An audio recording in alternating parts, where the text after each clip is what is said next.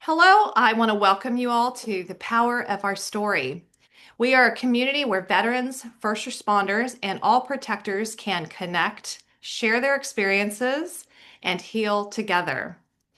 So, we are now inviting our families of the fallen to join our tribe for healing and connection. So, I am thrilled to introduce our guest storyteller tonight. Her name is Bev Perez.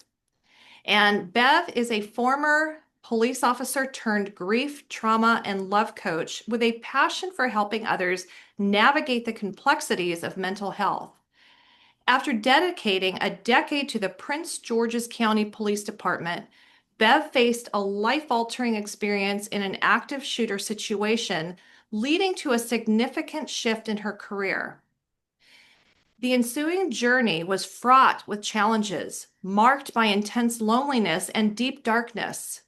However, through the practices of mindfulness, meditation, surfing, swimming, and meaningful connections with a supportive community, Beth has triumphed over severe depression, a PTSD diagnosis, and panic attacks. As a keynote speaker at various mental health conferences, Bev shares her story in hopes of inspiring others to seek help and healing. She is the CEO of Bev Perez, LLC, where she provides training, coaching, and consulting to police agencies across the United States, focusing on mental health issues. Armed with certifications in mental health first aid, group facilitation from the Center for Mind Body Medicine, and as a certified recovery peer specialist in Florida, Bev is also a master's graduate in social work. She is working towards her goal of becoming a published author by Christmas 2025, aiming to further share her insights and experiences. So, Bev, welcome to the power of our story. Thank you. Thank you, Sarah. And thank you to everybody who's here and everybody who's going to listen. So, I want to start off. I was inspired by someone else that started reading from their book. So, I'm going to do that. And my book will be out Christmas 2025. So, I'm going to start by reading simply the preface of it, and then I'll start into the story. Okay. So, it was the most beautiful sound I had ever heard.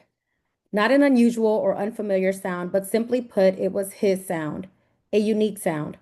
It was a sound that translated to emotions of love, feelings of warmth, feelings of safety, and most of all, the knowing of home. Slow at first, fast at moments, but mainly peaceful. As my head would lay on his chest, that beautiful tune would ring in my ear. There was no denying this tune was made just for me. Its rhythm felt like my special tune. I am convinced it was mine to hear every morning and every night. This was his song dedicated to me. No matter what time of day or where we were, I looked forward to laying on his chest to hear my beautiful melody. That familiar, special sound, beating melody of love, breath, human flesh, the sound of life, our life, his heartbeat.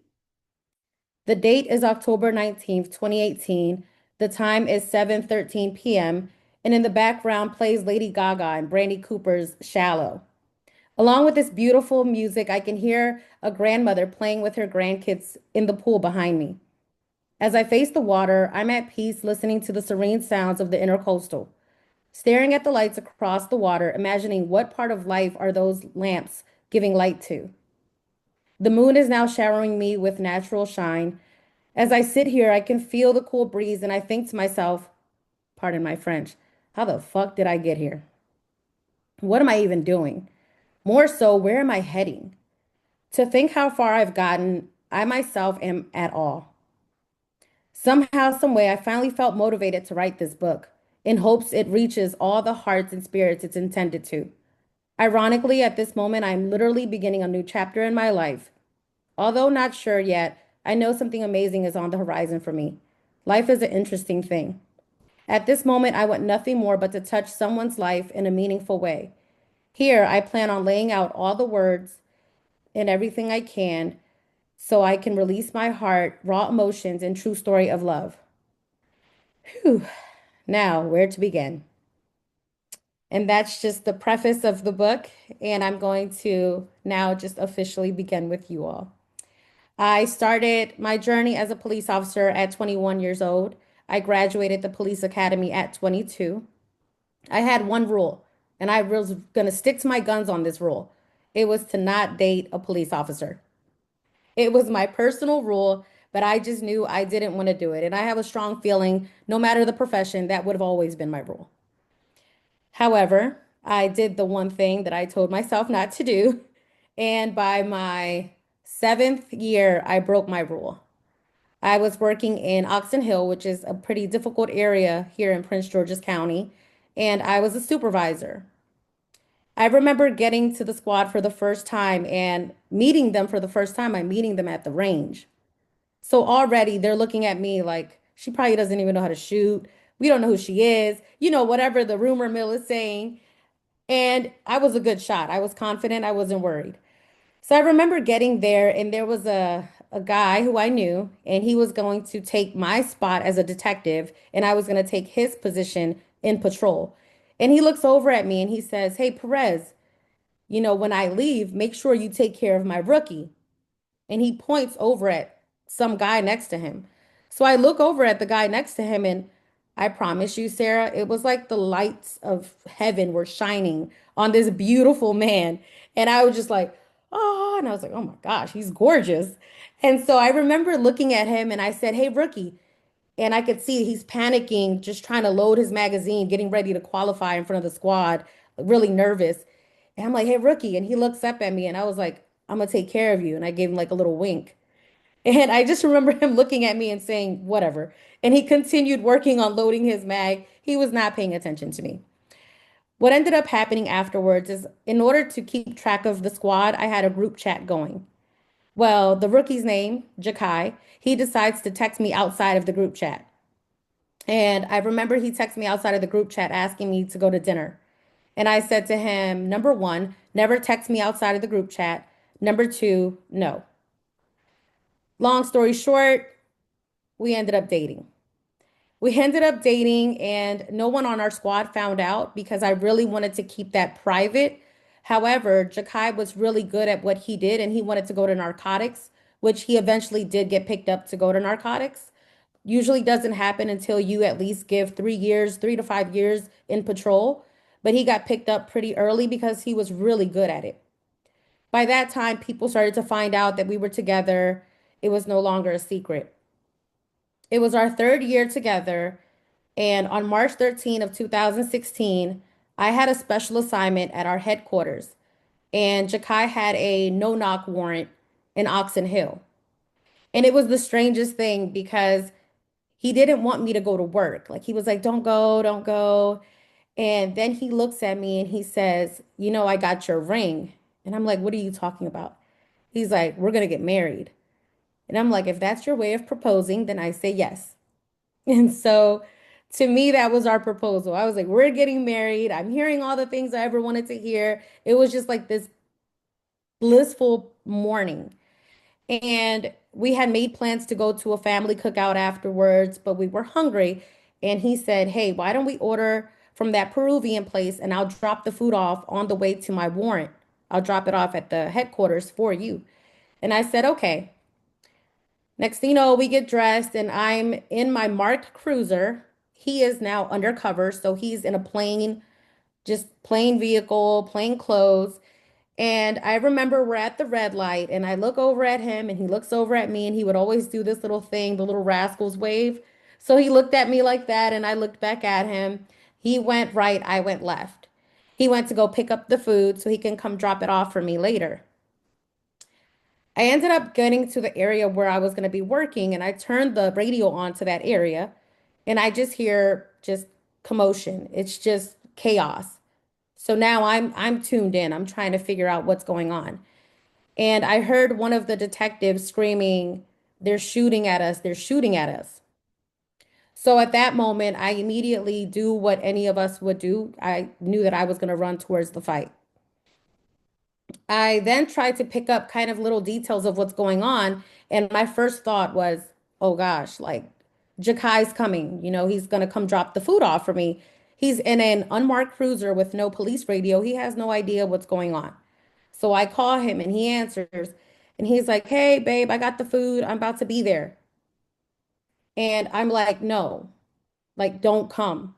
He's like, What's going on?" And the radio's going. I have my sirens on. And I'm like, just don't come. Like, and I'm trying to keep the calmest kind of demeanor and everything. And I'm telling him, please, babe, just don't come. It's an active shooter.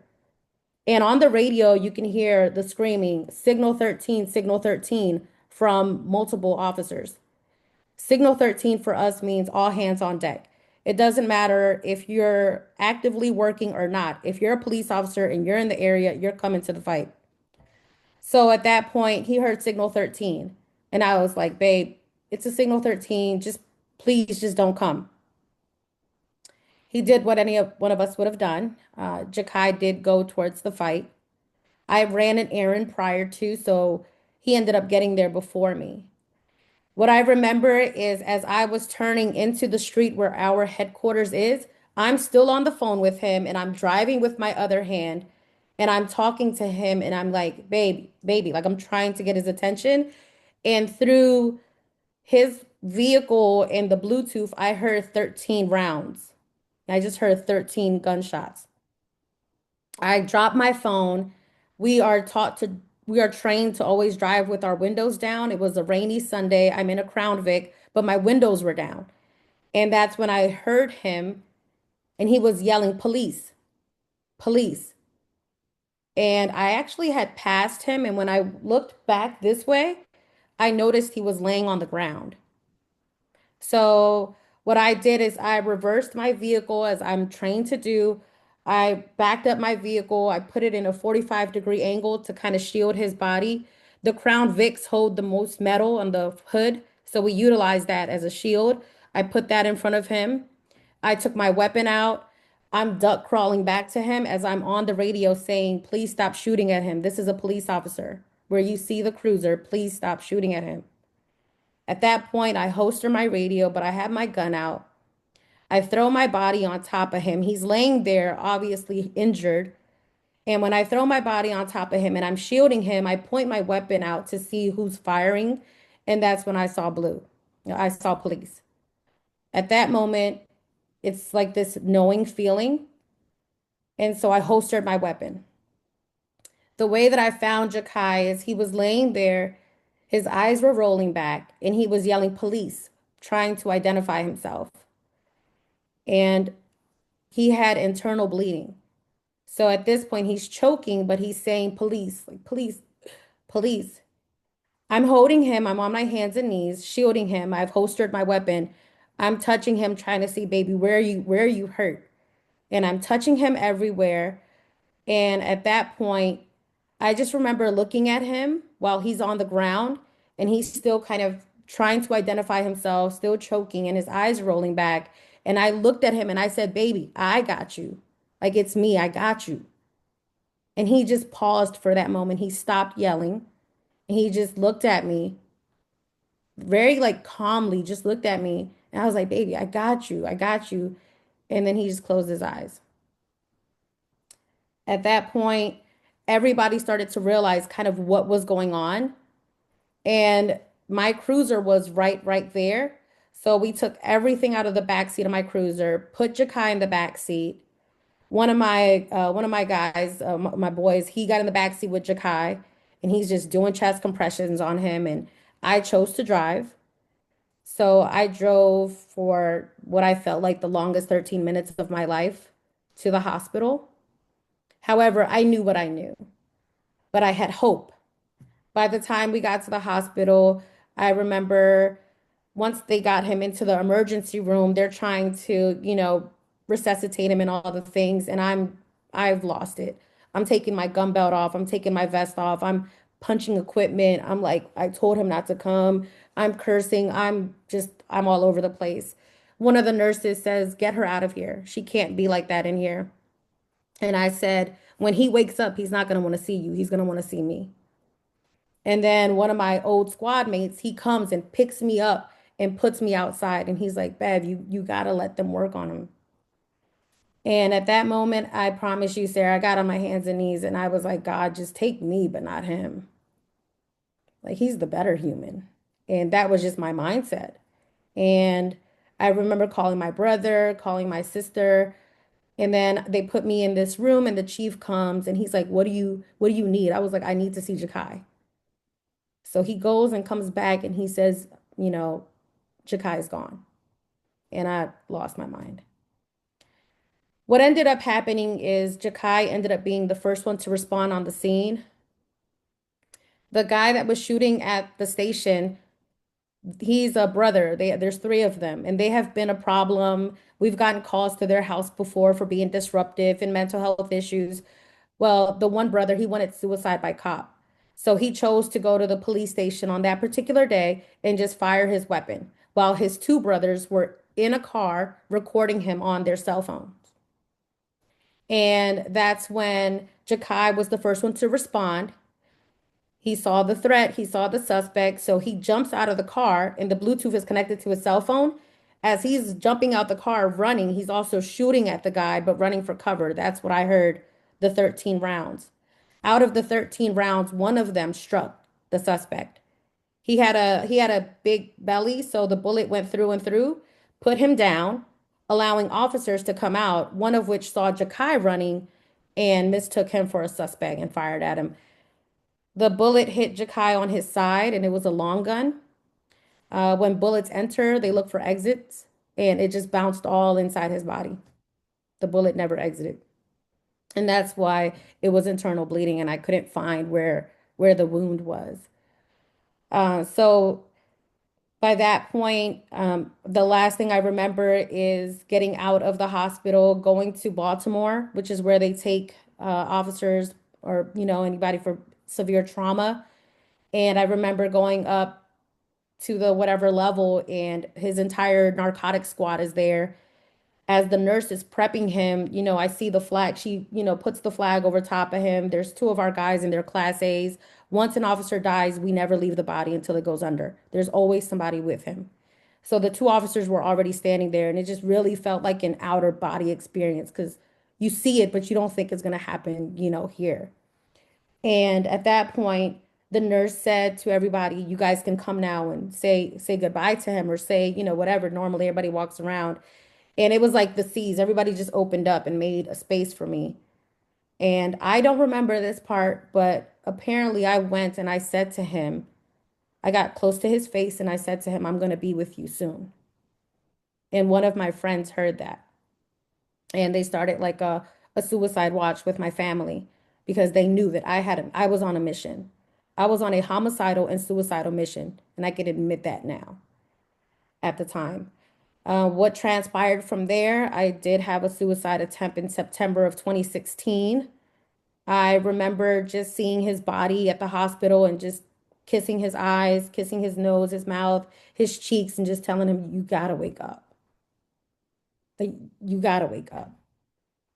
But I already knew that he was gone because I felt him. And so after the suicide attempt, I didn't want to be in Maryland. I didn't want to be anywhere. I ended up from there going to El Salvador, surfing, which saved my life, being in the ocean, being in nature. Then I went to Florida. I couldn't get hired anywhere because my only experience was what it was. So I did face homelessness and financial struggles until I eventually worked at some fast food restaurants and figured it out and stumbled upon some really, really wonderful people that really were placed, I feel, just strategically to get me where I'm at now. That's how I got certified with the Center for Mind Body Medicine. That's how I decided to go this way versus that way. Um, and from there, I decided once I felt years later, I felt like, wow, I'm overcoming this. I'm overcoming everything they said I wouldn't overcome. I felt like I had gotten the answers to this test. And I'm like, I can't keep these answers to myself. I have to give this to the guys and girls that are still out there doing this. And so, because I realized, yes, that was the straw that broke the camel's back, but let's be real, I had been dealing with trauma and things for years within the agency. many deaths, friends that have died in my arms. He wasn't the only one. He was my love, but there was other incidents. So from there, I decided I have to do something. And that's when I started my business and I started getting certified and I went back to school and now we're here. I have my business where I do coaching and consulting for law enforcement, peer support, suicide awareness and prevention. And of course, I do one-on-ones with law enforcement and their loved ones. I started a podcast, and just to add something extra, I'm writing this book. Why not? Bev, thank you so much. Oh my gosh, what a hard story. And thank you for just using that story to help other people heal. Um, I am curious, we've talked to many people, a traumatic event is traumatic. And the way that it's handled, maybe things that happen after that can either help you go on a healing trajectory or it can be traumatic in and of itself. And what was that experience like for you? Death is nasty. It is a nasty thing. It is nasty for because the deceased can't speak for themselves. The deceased is not here to say, take care of my girl. Respect my mom, respect my sister, respect my girl. They're not here. And you're only left with what you were to them, whatever that might have been. I was, I was his girlfriend, but I wasn't his wife. And there are protocols. It's like a paramilitary thing. So I wasn't really, I personally feel like I wasn't really considered, but that's just, it wasn't part of the protocol. There's just, at that point, if he's not married, the next of kin will be his parents. It's his mom. And, she had choice in making whatever she wanted to do with the situation, and I just wasn't a part of it. The agency, sure, I could tell them, hey, include me, but they have a protocol they're going to follow. And there really just isn't there's a protocol for when there's a line of duty death. There's a protocol when it's a squad mate. There isn't a protocol when he's and your boyfriend. There just isn't a protocol for that. So I don't take it personal. I think it's a lack of compassion and education. And that's why I do what I do. Because we date each other. We do. So these protocols need to be in place, and what's missing is the human aspect. We're not robots, man. So just the fact that you were about to get engaged, you were on the road to get married, but it sounds like with all the aftermath, because you were not married, you were left out of a lot. And the only person that knows that I was on the verge of getting married was me and him in that intimate moment in bed. As far as they're concerned, yeah, you guys were kind of talking, right? Oh. Yeah. So it's it's just the way it works. And Unfortunately. it's so hard. I mean, I just it's hard to imagine what you've been through, honestly. I mean, every story is so hard. Every story looks so different. Every story is unique. We do talk a lot on different calls about what it is like when you feel there is there is a betrayal. I mean, I know that there is protocol, and that's what you're sharing, that there is protocol. But what I'm curious what that was like for you, just feelings wise. Like, how did you recover from that feeling of betrayal, possibly? Was it betrayal? I don't want to put words in your mouth, but what was that feeling of not being able to be part of it? Oh, that's exactly what it felt like. When you go through something like that in the moment, I'm living with survivor's guilt, right? If my primary job as law enforcement is the preservation of life, the one life I want to preserve is his. And I couldn't do it. I'm already like, you're shit. You suck. I'm already doing that to myself. Like nobody can talk to me worse or insult me worse than what I was doing to myself every millisecond, second of every day of that time. Like nobody can talk to me worse. Like you're kicking me while I'm down. You can't even reach how down I am.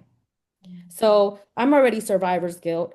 I'm already feeling betrayed. And I'm like, they also had an award ceremony for everybody's act of valor. I wasn't mentioned. And I'm like, good.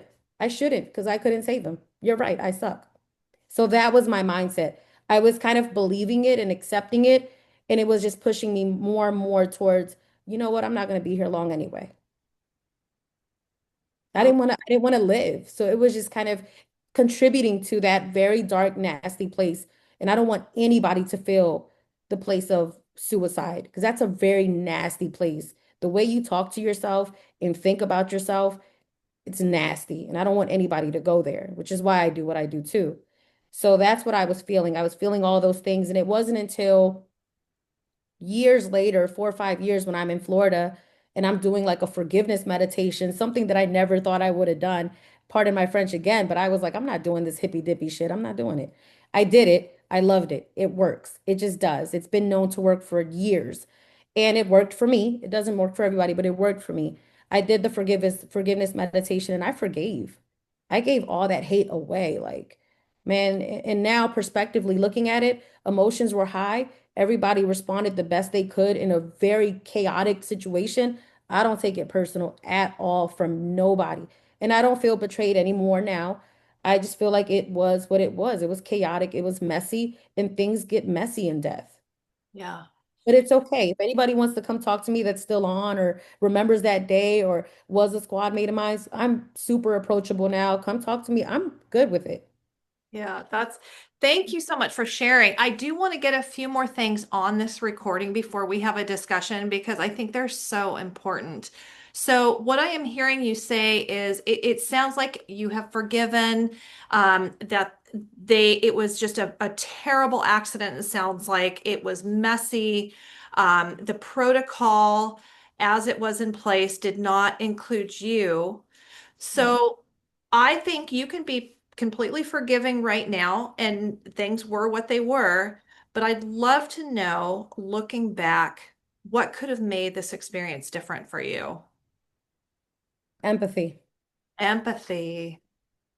It just goes back to basics, man. It really goes back to basics. It's not that hard.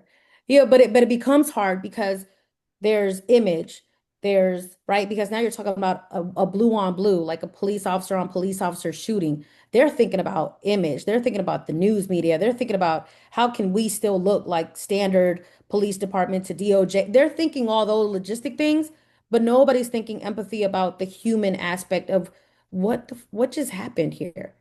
So I get the checklist. I get all those things. But if we just apply and once you're human with somebody, that's going to be empathy. That's going to be me listening, not to respond, but listening to listen, wanting to give you that, even if it's just to listen and not say nothing or just be a body next to you. Or coming instead of saying sorry for your loss, which I know we say that and it's the typical thing to say, but maybe like, this is fucked up, Bev, Yeah. and crying beside me. Like, just make me feel like I'm not, I felt crazy. Like, I was like, am I in this alone? And immediately after, I'm having to fight systems and I'm having to fight protocols and I'm having to fight to defend myself. And I'm like, you know what? I don't even want to be here. And it just goes there, you know? But it just goes back down to basic human decency. Isn't that Really what it powerful? is. So basic, like you said, so We basic. know how to be nice. We just like how we know how to be mean. But Yeah. we make a choice and it's based on ego, image, and all the other things that fine. But Right. in the grand scheme of things, they're not as important as treating a human proper. Yeah. Taking care of your people. Yet there's so much fear I can imagine, especially in society now with the police and all that sort of thing. Everything gets so complicated. But if somebody just knows their first goal is to take care of their people, make sure they're taken care of, especially after a critical incident, and especially with something so close like what you went through.